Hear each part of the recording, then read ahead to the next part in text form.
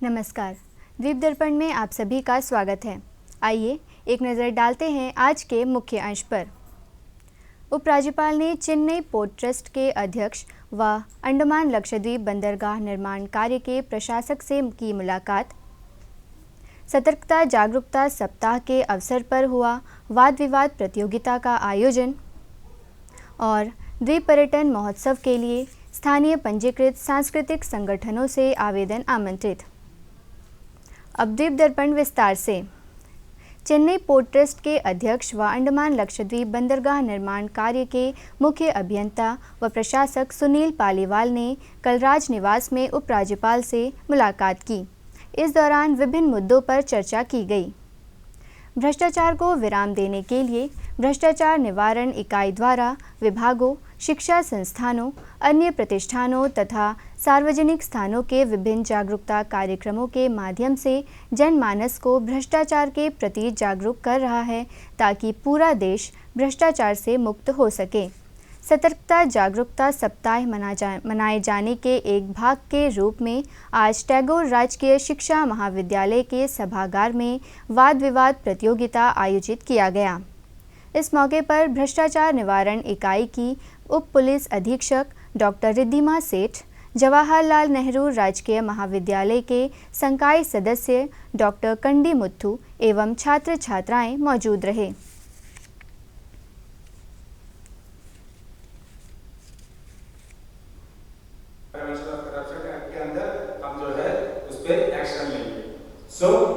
यही चीजों को जो है सारे मैकेनिज्म, सारे लॉ जनता में जो जागरूकता पैदा करने के लिए we are doing the vigilance awareness week.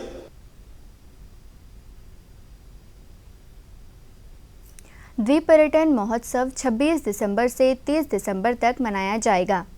कला एवं संस्कृति विभाग द्वारा सूचना प्रचार एवं पर्यटन निदेशालय की ओर से पोर्ट ब्लेयर के विभिन्न स्थलों के साथ साथ अंतर्द्वीपीय क्षेत्रों में भी विभिन्न सांस्कृतिक कार्यक्रम इस दौरान आयोजित किए जाएंगे। इन क्षेत्रों में Marina park, Corbyn cove, amphitheatre, Wandoor, Pimberliganj, Ferrargunj, Baratang, Rangat, Mayabunder, Diglipur, Swaraj Dweep, Shaheed Dweep, Long Island तथा लिटिल अंडमान शामिल है। कला एवं संस्कृति विभाग स्थानीय पंजीकृत सांस्कृतिक संगठनों से आवेदन आमंत्रित किया है। इच्छुक सांस्कृतिक संगठनों को अपने कार्यक्रमों की विस्तृत जानकारी विभाग को देनी होगी। इन संगठनों को कम से कम 3 या ज़्यादा से ज़्यादा कार्यक्रमों को तैयार करना होगा। निर्धारित प्रपत्र सेल्युलर जेल स्थित कला एवं संस्कृति निदेशालय से प्राप्त किया जा सकता है या प्रशासन की वेबसाइट से डाउनलोड किया जा सकता है। आवेदन जमा करने की अंतिम तिथि 15 नवंबर है। सतर्कता जागरूकता सप्ताह के दौरान भ्रष्टाचार निवारण इकाई द्वारा विभिन्न स्थलों पर जागरूकता कार्यक्रम आयोजित कर भ्रष्टाचार को समाप्त करने का प्रयास किया जा रहा है। इस मौके पर भ्रष्टाचार निवारण इकाई के SHO inspector Mohammad Ilyas, inspector Mohammad Sameer के अलावा भ्रष्टाचार निवारण इकाई के अन्य कर्मचारी एवं दर्शकगण मौजूद रहे। इसी सिलसिले में आज शाम साउथ पॉइंट स्थित फ्लैग पॉइंट में पुलिस बैंड ने विभिन्न धुनों को बजाकर अपना बेहतर प्रदर्शन दिया।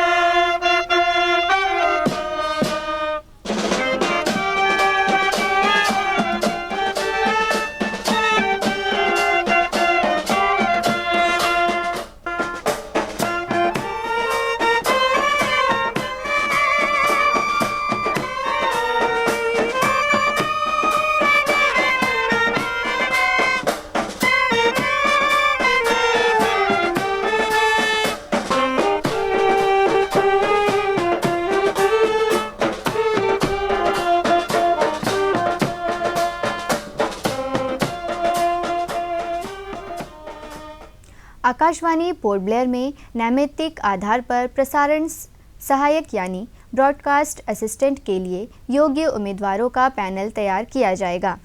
आवेदकों को मान्यता प्राप्त विश्वविद्यालय से किसी भी विषय में स्नातक परीक्षा उत्तीर्ण होना चाहिए। इसके अलावा हिंदी एवं अंग्रेजी के ज्ञान सहित कंप्यूटर में काम करने का अनुभव भी अनिवार्य है तथा उनका निवास स्थान पोर्ट ब्लेयर नगरपालिका क्षेत्र के भीतर होना चाहिए। आवेदक की आयु 1 नवंबर को 20 से 40 वर्ष के बीच होना चाहिए। यह प्रक्रिया किसी नियमित रोजगार के लिए नहीं है। सफल उम्मीदवारों को कार्यक्रम संबंधी आवश्यकताओं को ध्यान में रखते हुए जब जैसी आवश्यकता होगी के आधार पर कार्य हेतु प्रस्ताव दिया जा सकता है। सादे कागज पर पूर्ण विवरण के साथ आवेदन केंद्र निदेशक आकाशवाणी पोर्ट ब्लेयर के पते पर जमा करने की अंतिम तिथि 15 नवंबर है। अधिक जानकारी के लिए किसी भी कार्य दिवस में आकाशवाणी पोर्ट ब्लेयर से संपर्क किया जा सकता है। राशन के चावल में प्लास्टिक चावल होने के भ्रम को दूर करते हुए नागरिक आपूर्ति एवं उपभोक्ता मामले के उप निदेशक राजेश कुमार ने इस तथ्य की पुष्टि करते हुए दूरदर्शन को बताया।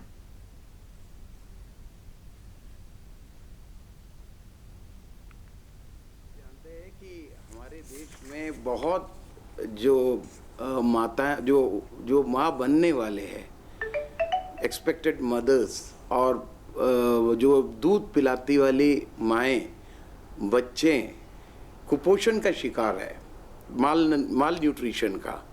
इसलिए भारत सरकार ने एक बहुत अच्छा तारीफ के काबिल एक स्कीम लाया, फोर्टिफिकेशन ऑफ राइस।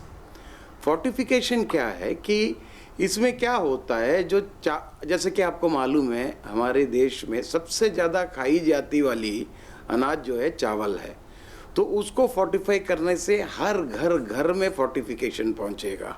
इसलिए सरकार ने इसमें क्या किया है कि फोर्टिफाइड राइस के लिए इसका प्रोसीजर मैं आपको बता दूं, तभी आपको क्लियर होगा। ये जो चावल है, चावल को पाउडर करता है, मशीन, सब मशीन से होता है, हाथों से नहीं होता है। चावल पाउडर होता है, उसके बाद उसमें उसके जो पाउडर है उसमें 3 चीज़ मिलाई जाती है, विटामिन B12, फोलिक एसिड और आयरन। ये तीनों जो बराबर, मतलब एक जो FSSAI स्टैंडर्ड में जो मात्रा दी गई है उसमें इसको मिक्स करते हैं, वो भी ऑटोमेटिकली। उसके बाद इसको ऑटोमेटिकली गूंदा जाता है मशीन में ही। गूंदने के बाद ये एक कन्वेयर से होते हुए दूसरे एक चैम्बर में जाता है, वहाँ वो चावल का शेप ले लेता है, चावल का शेप लेके बाहर निकलता है। तो ये इसका कलर जो है थोड़ा सफ़ेद रहता है, नॉर्मल चावल से थोड़ा अलग रहता है। तो इसीलिए इसको जो है 100 kg नॉर्मल चावल में 1 kg मिलाता है ये। तो दोस्तों, आप लोगों को शक इसलिए हो रहा है कि इसको जब आप पानी में धोने के लिए चावल डालेगा तो ये थोड़ा हल्का है, थोड़ा ऊपर आ जाता है, तो आप लोगों को लगता है कि ये प्लास्टिक चावल है। ये कतई प्लास्टिक चावल नहीं है, इसको फेंकना नहीं है, इसको आप खाना चाहिए। इससे क्या होता है कि जो माताएं हैं, जो होने वाली माएँ हैं, छोटे बच्चे हैं, और वो जो माल न्यूट्रिशन है, कुपोषण में ग्रस्त है, उसको न्यूट्रिशनल सिक्योरिटी मिलेगा, उनका सेहत अच्छा होगा। इसलिए ये जो स्कीम जो है भारत सरकार ने इसको लागू किया है। इसलिए आप सुनी सुनाई बातों से भ्रमित ना हो और सही तरीके से आप इसको लीजिए और आप इसको ज़रूर यूज़ कीजिएगा। ये मेरा आपसे अनुरोध है, रिक्वेस्ट है। और अगर आपको किसी भी संदर्भ में इस मामले में या कोई भी और आपको शिकायतें हैं या आपको कोई क्लैरिफिकेशन चाहिए, तो वो हमारे ऑफिस में एक ग्रीवेंस सेल चल रहा है, कंप्लेंट सेल भी कह सकते हैं आप, उसमें आप टेलीफोन करके बता सकते हैं। इसको सही तरीके से इसका जो है समाधान निकाला जाएगा। इस दो नंबर मैं बता रहा हूँ। एक है 03192 230337 और दूसरा एक टोल फ्री नंबर है 14445।